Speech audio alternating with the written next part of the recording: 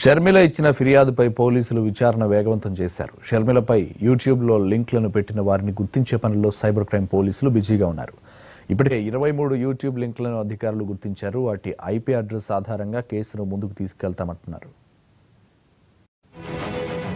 షర్మిలపై అనుచిత వ్యాఖ్యలతో పాటు అసభ్యకరంగా పోస్టులు పెట్టిన వారి మెడకు ఉచ్చు బిగుసుకుంటోంది. ఆమె ఫిర్యాదు ఇచ్చిన వెంటనే సైబర్ క్రైమ్ పోలీసులు రంగంలోకి దిగారు.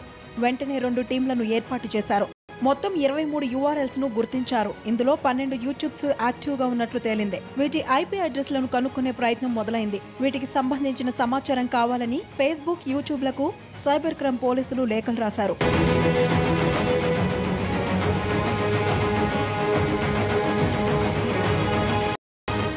ఫేస్బుక్ తో పాటు యూట్యూబ్ నుంచి సమాచారం రాగానే సర్వీస్ ప్రొవైడర్ కు లేఖ రాసి పూర్తి సమాచారం తెప్పిస్తామంటున్నారు పోలీసులు. సమాచారాన్ని డిలీట్ చేస్తున్న వారు తప్పించుకోలేరని వార్నింగ్ ఇచ్చారు. ఇప్పుడు ఉన్న టెక్నాలజీతో డిలీట్ చేసిన సమాచారాన్ని రికవరీ చేయవచ్చని చెబుతున్నారు. పోస్టింగ్లు పెట్టిన వారితో పాటు వెబ్సైట్స్, యూట్యూబ్ లో వీడియోలు పోస్ట్ చేసిన వెబ్ ఛానల్స్ ప్రతినిధులను కూడా అరెస్టు చేస్తామంటున్నారు ఖాకీలు.